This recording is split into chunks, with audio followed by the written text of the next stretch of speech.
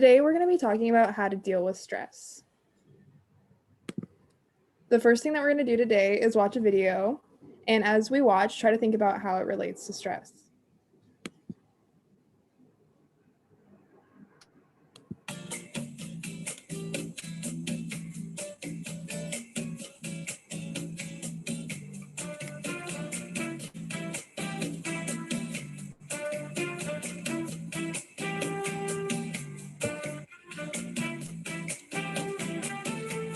Two hours later. So far from watching, how do you guys think that this video relates to stress? Go ahead. I guess we are essentially the watermelon, and the rubber bands kind of represent the different things that can be stressful. Okay, cool. So let's see what happens.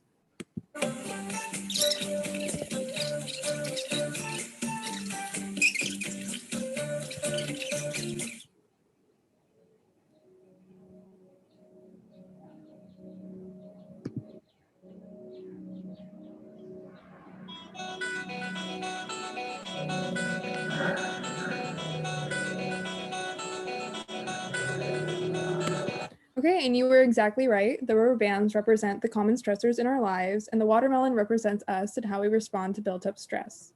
The rubber bands cause stress to the watermelon, which makes it explode, very similarly to the way stress affects us. Instead of letting stress get out of control, today we're going to be teaching you what stress is and how to cope with it before it becomes too much to handle. So our learning objectives today include defining 4 types of stress, explaining 3 contributors to stress in your own life, and recalling 3 stress management techniques. So what is stress? Stress is how the body responds to pressure, and this can be physical, emotional, or psychological. Stress alerts the body to changes that require your attention or action. Now, what causes stress? Stress is generally triggered when our bodies experience something new, unexpected, threatening, or when you don't have control of your situation. Students often experience stress from things like homework, social challenges, interpersonal relationships, and transitional events like graduating or moving on to new chapters of your life. Question, go ahead. Yeah, so can like people be triggers to cause this stress? Yeah, of course. Your relationships can impact you and your well-being and cause stress as well as other physical things.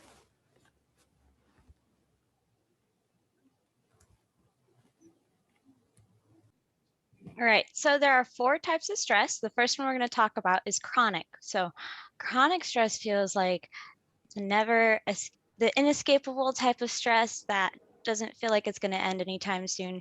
And that's usually because they tend to stem from traumatic experiences or, childhood trauma. So it's going to be things like dating violence and going through like a natural disaster, or even just moving to a new home.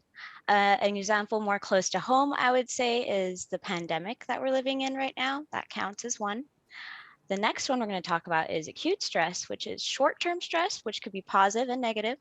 It's the most common type of stress that we experience in our day-to-day lives. So it could be like the stress you get before you know you're going to have to take a really big exam worth a lot of points, or when you're experiencing problems with your friends.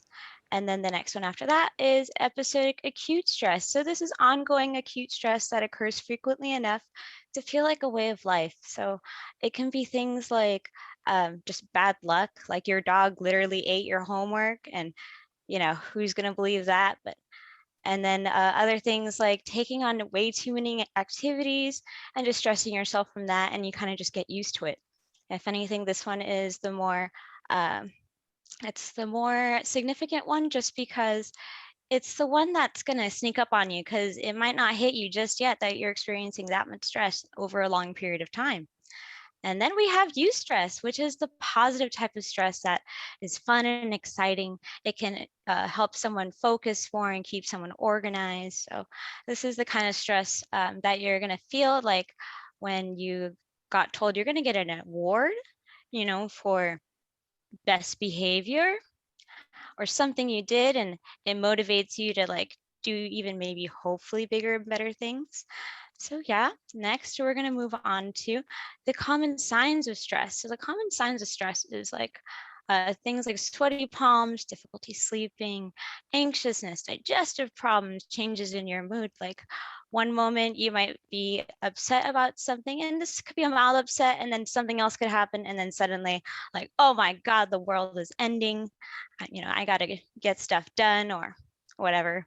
And the next is headaches, teeth grinding, which by the way is also called bruxism, and most people don't really know it until someone else tells them that, hey man, you've been grinding your teeth.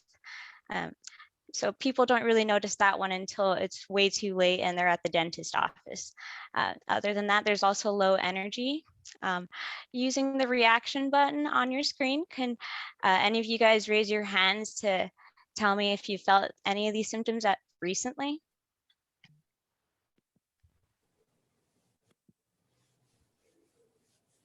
Or yeah, you can show me that too. Yeah, that's cool.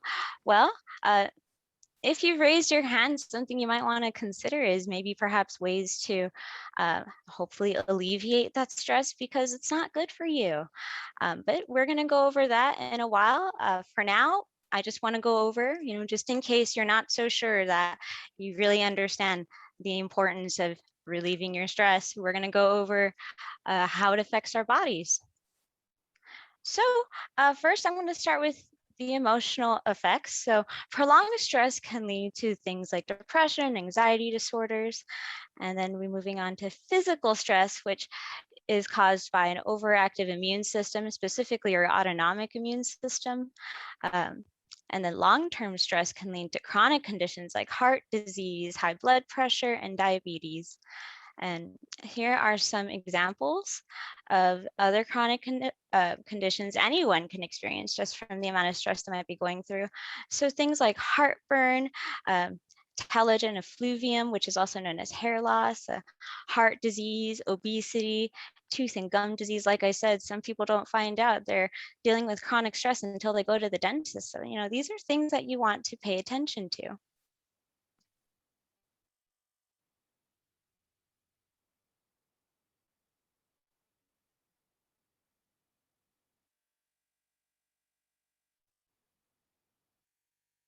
Hi guys, next we'll be talking about practicing the four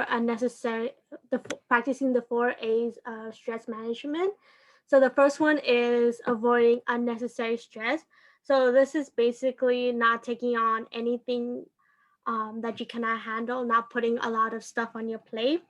It can also include avoiding any situations or people or environments that will cause you stress.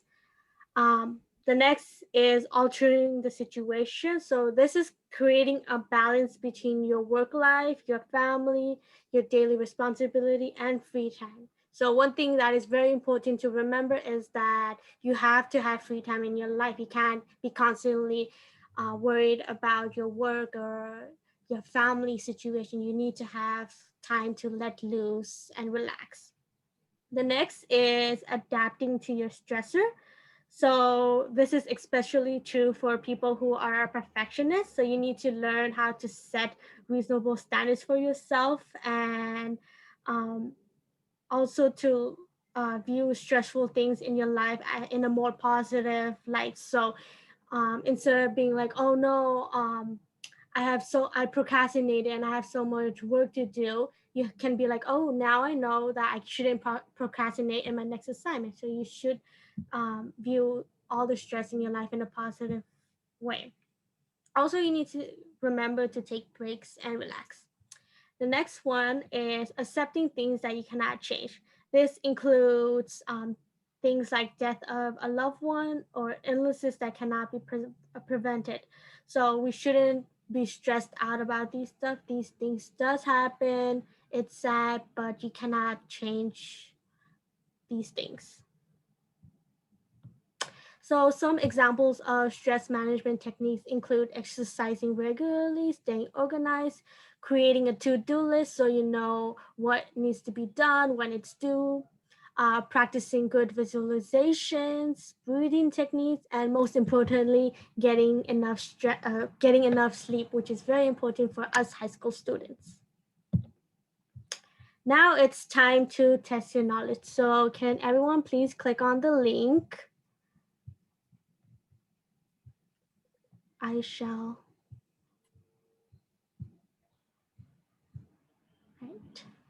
So click on the link. Here's the game pin.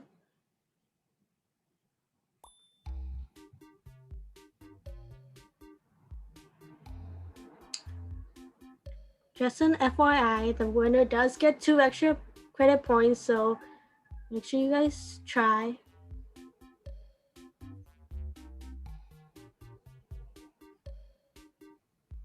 Okay, now we shall start.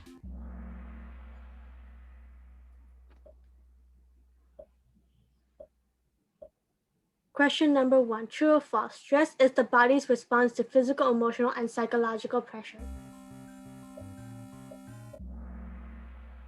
The answer is true. Next question.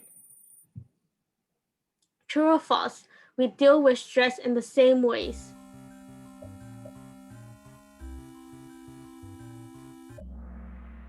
The answer is false. We all deal with stress in different ways.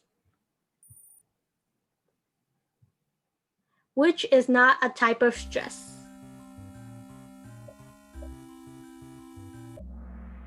It's episodic chronic.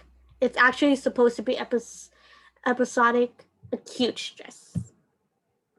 Next question. Which stress management technique is a part of the 4 A's?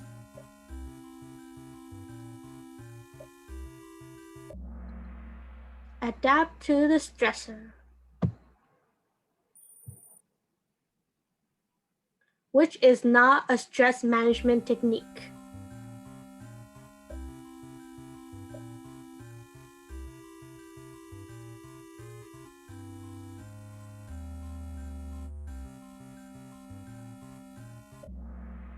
Ignoring your problems.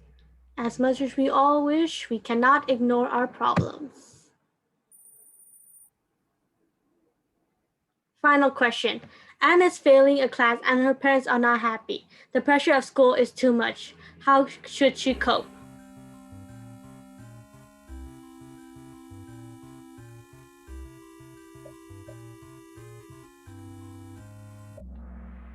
Go for a run.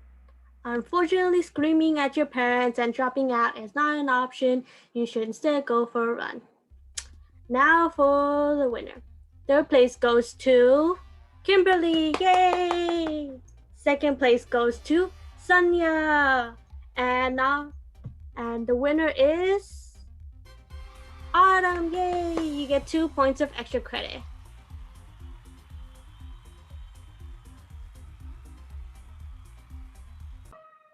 Okay, so now for our class activity, I'm going to have everyone take out a sheet of paper to be able to jot down a few things that actively contribute to your personal stress in your day-to-day life.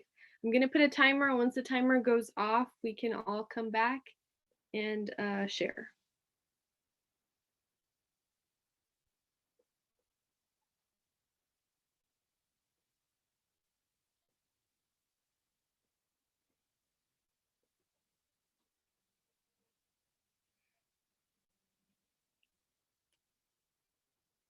And if possible, I'd highly encourage you guys to rank all of these stressful scenarios.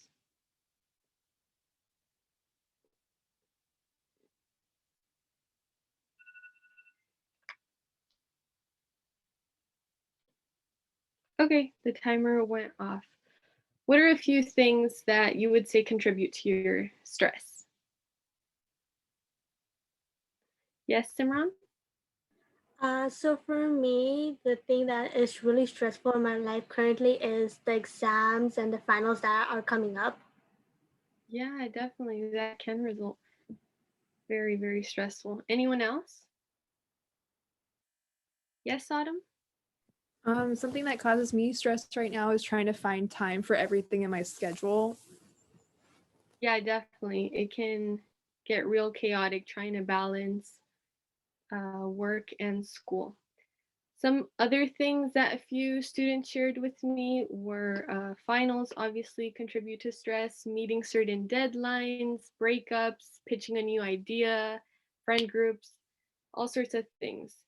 all in all, life throws tons of curveballs your way, and I'm sure all of you can attest to this. But what do you guys think we can do to actively mitigate these things that contribute to our stress? Just off the top of your head, nothing specific.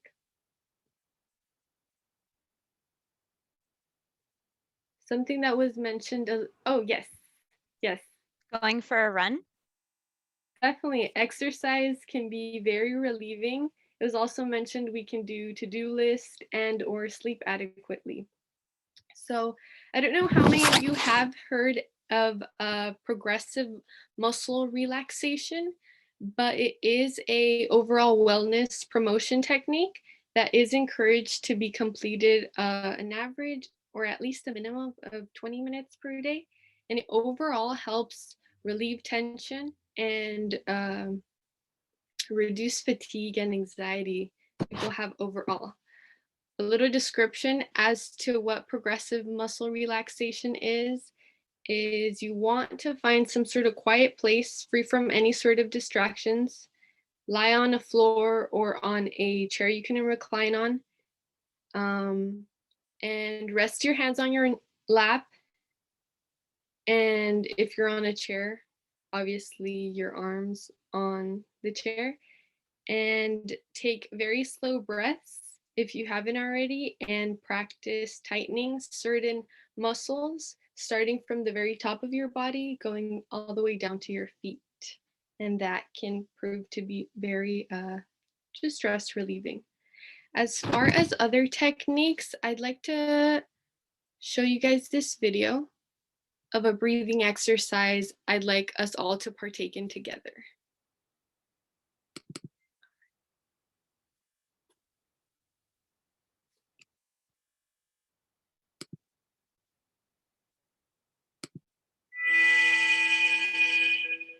So breathe in, breathe out now. Breathe in, breathe out.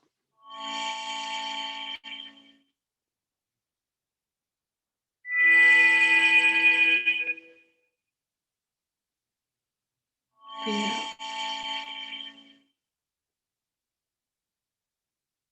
Perfect. Okay.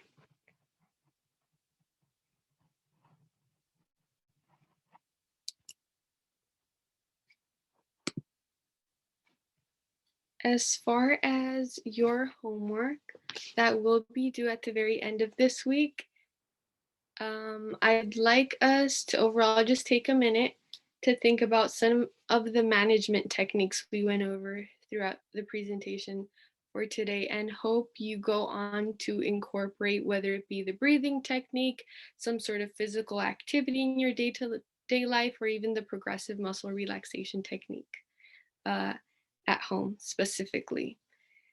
We will be giving every student a composition notebook before class ends, where you will be able to vent and jot down one of these four things, one of these four questions we have here. Which technique you used to cope with stress? Was the technique helpful and effective in one way or another, reducing your stress? If so, why or why not? The third one, how much sleep did you get the previous night? Because all that definitely factors in. The fourth, how are you feeling right now as you are writing this? Just to give a little bit of feedback. No one will be reading this. It will just essentially be for your peace of mind.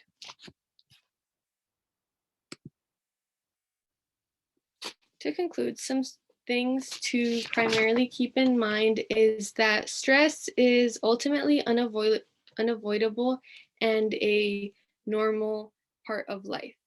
However, hopefully the biggest takeaway here is coping mechanisms to deal with stress one way or another, some of which you may have already previously known or you came to learn through this presentation today. These are our references.